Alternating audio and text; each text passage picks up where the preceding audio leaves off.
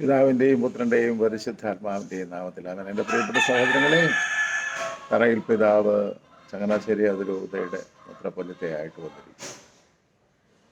അദ്ദേഹത്തെ എനിക്കറിയാവുന്ന ഒരു പിതാവ്, എനിക്കറിയാവുന്ന ഒരു വ്യക്തിത്വം.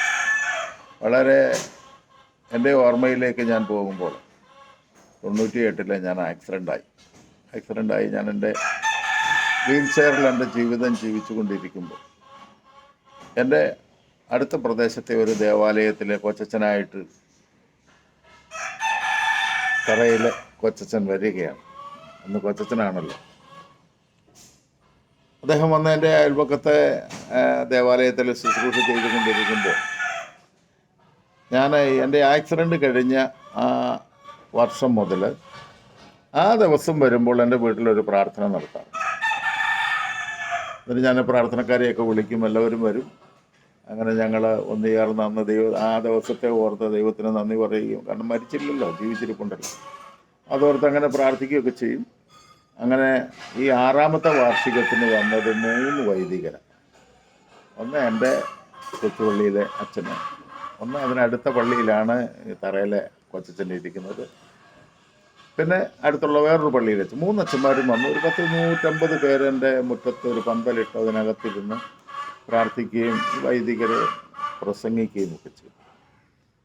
അപ്പോൾ അങ്ങനെ അത് നടക്കുന്ന സമയത്ത് ആദ്യം എൻ്റെ കൊച്ചച്ഛൻ പ്രസംഗിച്ചു, രണ്ടാമത് തറയിലെ കൊച്ചച്ഛൻ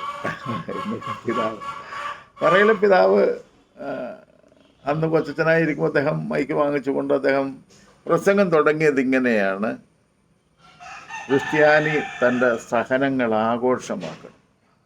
എനിക്കിത് കേട്ടപ്പോൾ ഇച്ചിരി വിഷമം തോന്നി. കാരണം എന്താണെന്ന് വെച്ച് കഴിഞ്ഞാൽ, നെഞ്ചു മുതൽ തളർന്നു പോയ ഒരു മനുഷ്യൻ്റെ വീട്ടിൽ വന്ന് പ്രാർത്ഥിക്കാൻ വന്നിട്ട് ഒരു കൊച്ചച്ഛൻ പറയുകയാണ്, ക്രിസ്ത്യാനി തൻ്റെ സഹനങ്ങളൊക്കെ ആഘോഷമാക്കണം. ഞാനിങ്ങനെ ശ്രദ്ധിച്ച് നോക്കിക്കൊണ്ടിരിക്കുകയാണ്, അച്ഛൻ എന്താണ് പറയുന്നത്. അച്ഛൻ പറഞ്ഞ ഒരു കാര്യമുണ്ട്, എന്താണ് നമ്മളുടെ പരിശുദ്ധ കുർബാന. പരിശുദ്ധ കുർബാനയെപ്പറ്റി അദ്ദേഹം പറഞ്ഞു, ഒറ്റ കുർബാന, പാട്ട് കുർബാന, ആഘോഷപരമായ പാട്ട് കുർബാന, റാസ കുർബാന, അങ്ങനെയൊക്കെയാണല്ലോ നമ്മുടെ കുർബാനയെപ്പറ്റി പറയുന്നത്. എന്താണ് ഈ ആഘോഷപരമായ പാട്ട് കുർബാനയിൽ ആഘോഷിക്കുന്നത്?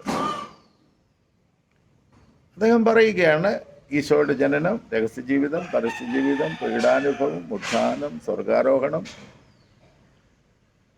അപ്പോൾ പരിശുദ്ധ കുർബാനയുടെ സ്ഥാപന വചനങ്ങൾ ചെല്ലുമ്പോൾ എന്താ പറയുന്നത്? അന്ത്യത്താഴ സമയത്തപ്പോൾ അവൻ കയ്യിലെടുത്തു. അപ്പം കയ്യിലെടുത്തെന്ന് പറഞ്ഞാൽ അടുത്ത ദിവസം വരാൻ പോകുന്ന ജീവിത ബലിയുടെ സമർപ്പണമാണ്. തന്നെ പറിച്ച് തൻ്റെ പ്രിയപ്പെട്ടവർക്ക് കൊടുക്കുന്ന കാര്യമാണ്. അതാണ് പറയുന്നത്. പിതാവിനെ മഹത്വപ്പെടുത്തിക്കൊണ്ട്, ഇത് വാങ്ങി ഭക്ഷിക്കുവിൻ, ഇതെൻ്റെ ശരീരമാകുന്നു, വാങ്ങിക്കുടിക്കുവിൻ, ഇതെൻ്റെ രക്തമാകുന്നു. ഇത് ഈ പരിശുദ്ധ കുർബാനയുടെ സ്ഥാപന വചനങ്ങളിലൂടെ വെളിപ്പെടുന്നത് മുഴുവനും കർത്താവിൻ്റെ സഹനമാണ്, കർത്താവിൻ്റെ ജീവിതമാണ്, കർത്താവിൻ്റെ സ്നേഹമാണെങ്കിൽ ആ സ്നേഹം മുഴുവനും തന്നത് ഈ കുർബാനയിലൂടെയാണെങ്കിൽ യേശുവിൻ്റെ സഹനങ്ങൾ ആഘോഷിക്കാമെങ്കിൽ എന്തുകൊണ്ട് നിൻ്റെ സഹനം, എൻ്റെ സഹനം നമുക്ക് ആഘോഷമാക്കിക്കൂടാ? എനിക്കതൊരു ഭയങ്കര വെളിപ്പെടുത്തലായിട്ടാണ് തോന്നി. അത്ര മനോഹരമായിട്ടൊരു പ്രസംഗമൊക്കെ നടത്തി, അത് മറ്റാർക്ക് എന്ത് കിട്ടി എന്നുള്ളതിനപ്പുറമായിട്ട് എനിക്ക് വല്ലാത്ത ഒരു ഊർജം കിട്ടി.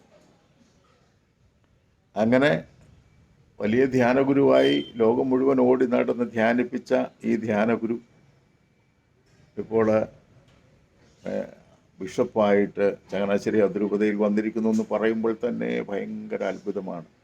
ചങ്ങനാശ്ശേരി അതിരൂപതയെ കർത്താവ് പ്രത്യേകമായി സ്നേഹിച്ചു എന്നുള്ളതിൻ്റെ ഏറ്റവും വലിയ വെളിപ്പെടുത്തലാണ്. അപ്പോൾ ഇത് പറയുമ്പോൾ വലിയ സന്തോഷമാണ്. ഇത് വളരെ വലിയൊരു അത്ഭുതം കാണുവാനുള്ള ഭാഗ്യത്തിലേക്കാണ് ഈ ദൈവജനത്തെ നയിക്കുന്നത്. കോലാഹലങ്ങൾ ഒരുപാട് പല സ്ഥലങ്ങളിൽ നടക്കുന്നു, അസ്വസ്ഥതകളും വിഷമങ്ങളും ഒക്കെ നടക്കുന്നു. അതിനൊക്കെ അപ്പുറമായിട്ട് ദൈവം പരിപാലിക്കുന്നു, ദൈവം സ്നേഹിക്കുന്നു, ദൈവത്തെ ദൈവികമായ വെളിപ്പെടുത്തലിന്.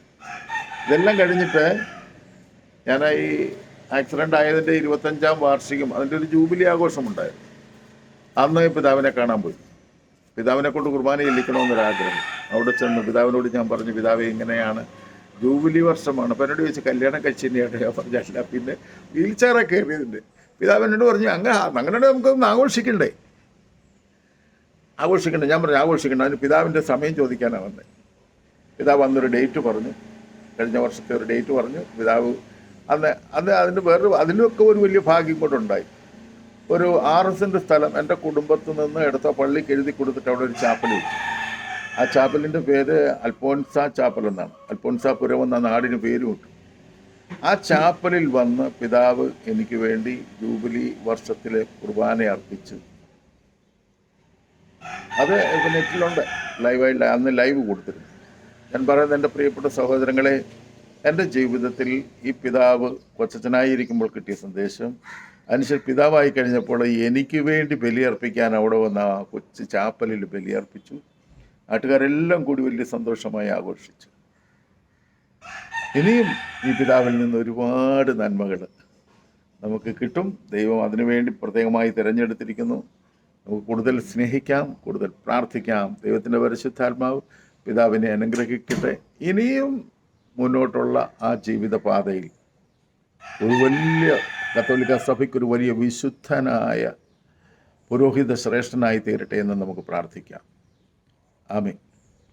ഇത് കേൾക്കുമ്പോൾ ഇതെൻ്റെ ജീവിതത്തിൽ പിതാവിൽ നിന്ന് കിട്ടിയ സന്തോഷമാണ്. ഒന്ന് ഷെയർ ചെയ്തതുമാണ്. നിങ്ങളൊന്ന് ഷെയർ ചെയ്ത് സഹായിക്കണം കേട്ടോ. നിങ്ങളെല്ലാവരെയും ദൈവം അനുഗ്രഹിക്കട്ടെ. ആമേൻ. കമൻറ്റുകളൊക്കെ ഒന്നിടെ. അതുപോലെ തന്നെ പിതാവിൽ നിന്ന് നന്മ ലഭിച്ചവരൊക്കെ എങ്ങനെയൊക്കെ എന്നിട്ട് ലോകത്തോടൊന്ന് വിളിച്ചു പറ.